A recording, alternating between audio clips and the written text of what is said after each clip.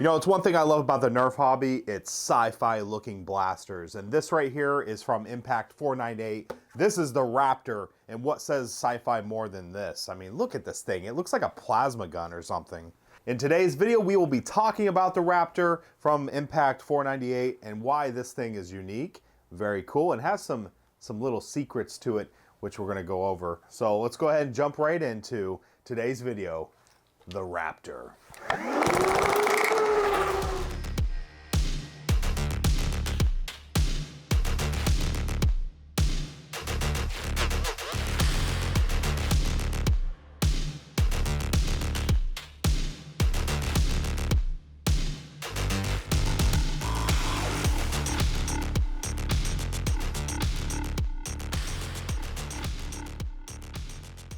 So first things first, thank you Impact 498 for sending this in. This is a really, truly amazing blaster. Now this blaster right here is a 3-staged flywheeler that is utilizing wheels that are printed in what I believe are PETG. This entire blaster is printed in PETG. Why does that matter? Well, if you're living in an area that gets really hot and you're concerned about your blaster warping or melting, then that's a good thing because this has a higher melting point. Since we're talking about filament and how it looks and everything, I don't see any issues with the print quality. Looks really good. I can say that Impact 498 has their printers dialed in very nicely. Now, some of you are probably looking at this front end saying, oh my goodness, what's going on there? There's no orange on the tip. And you're not wrong. I would say, you know, it would be nice if there was like a ring of orange on here just for safety. I would also argue that this blaster looks nothing like any firearm ever created. It is definitely a sci-fi looking blaster. And that's why I love sci-fi stuff. You know, I like bright colors, sci-fi looking blaster. This thing is very bright. It's got the bright green and I can kind of overlook the front, but it's worth noting that, you know, for safety, make sure to have an orange tip. Now this is actually a shroud. I can pull it off, which I'll go ahead and do that. The shroud is held on by 4 little screws, so you can actually pull this off pretty quickly and easily. And it comes right off, revealing an orange tip. This piece right here, I'm not sure if it's added or if it comes with it, but it does have a sling point, which is really nice. And it does actually complete the look in my opinion, because now without it, it looks fine and all, but with it, that thing really has like a plasma rifle or some type of sci-fi, you know, laser rifle or something like that, and I really like it. On the back here, we have an adjustable stock, which actually you can just unscrew this, this hand tighten thing. You don't need any tools, it's toolless, which exposes a buffer tube. So you could potentially put buffer tube type stuff on here. But that's not all, there's a lot more going on. This is actually select fire. So, well, I don't know if it's not like a full select fire, it just goes from single fire to full auto with a flip of the switch. Very nice. Also, it's worth noting that on this side, we do have a master shutoff, which these kind of blasters that have, you know, some smart boards in there and all this stuff going on, and a screen, I highly encourage people to have on-off switches. It just makes it very nice. So currently right now, this thing is powered off a 3S LiPo, and this is where I'm gonna have to give a little bit of feedback because I don't know how to say it gently, but this thing screams like a monster. I will try to demonstrate, but you just can't really get the full effect. Here goes.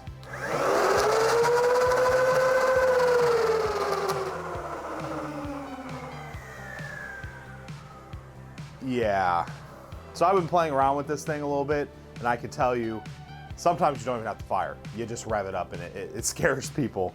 So it is definitely intimidating. I think calling it a Raptor is very proper. I mean, it is a scary, scary lizard, especially when it's green. Like I mentioned earlier, the stock is adjustable, but the cool thing is it actually can take magazines and has a mag release on it. So if you like the idea of having, you know, some magazine storage on you, there you go. So let's talk about what's going on here. It is a solenoid. So there's actually a solenoid in here, and it is controlled by this little computer system up here. You can see it blinking here when it's on. I'm not sure what kind of board is in there, but it's got to be some type of Arduino type thing, or I'm not sure exactly, but this is a brushed build, so it's not like it has speed controllers or anything like that. It's just brushed.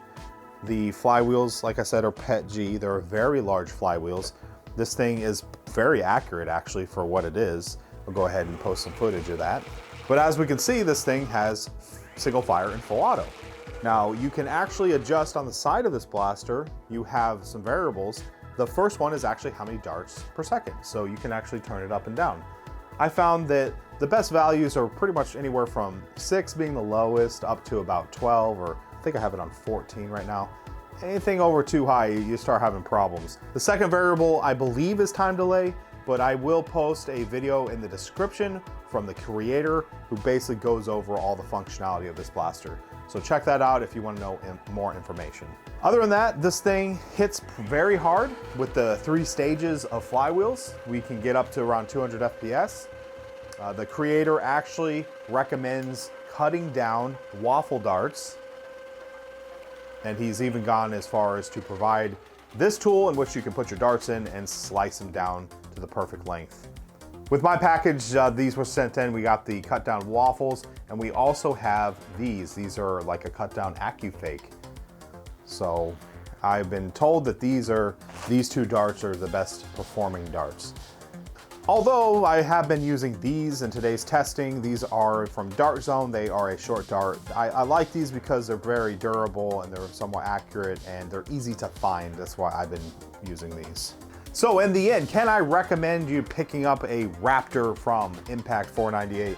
I would say if you're looking for a good, dependable, semi-auto / full auto type of build for what appears to be a somewhat reasonable price. I know if this is the first time you've seen 3D printed Nerf, you're probably gonna look at that price tag and say, oh wow, that's a lot of money. But let me tell you, when it comes to this type of stuff, that's actually a really good price, because something like this, I've seen stuff go for like, $300–400. Some of the critiques I would have for this blaster is I think this thing would definitely sound a lot better if it had precision type of injection molded, or I should say lathed, stuff that's either cut out of Delrin or something that's more of a CNC machine type of flywheel. I think that would really cut down on some of the noise.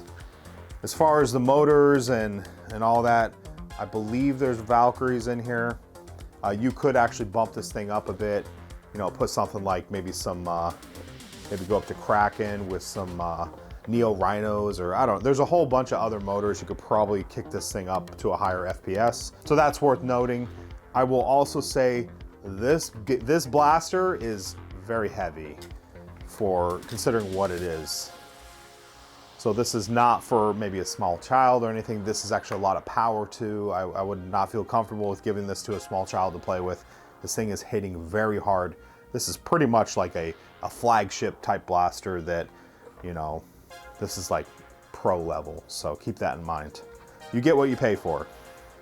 Overall, my impressions of the stock are, I wasn't sure, at first I wasn't really a big fan of it, but after playing with it and using it for a bit, I've grown to appreciate it. It fits exactly where it needs to go. It gives good bracing, it's sturdy. I don't have any problems with it right now. I do like the fact that this can swap out with a buffer tube, type stock, because I have lots of those.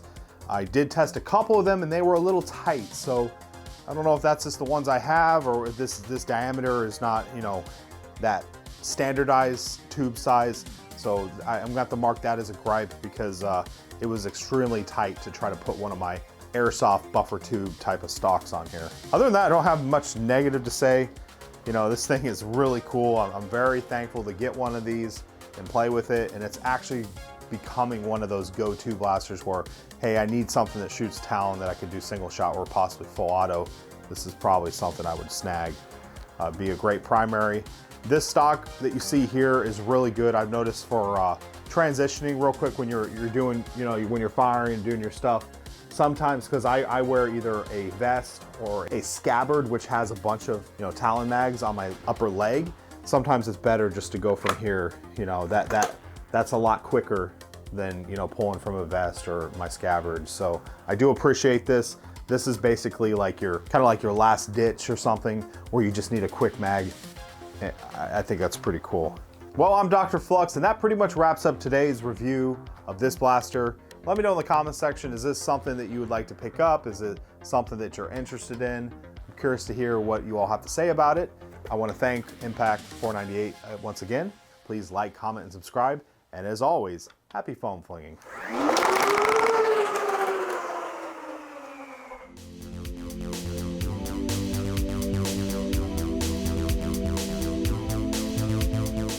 Oh, you're still here?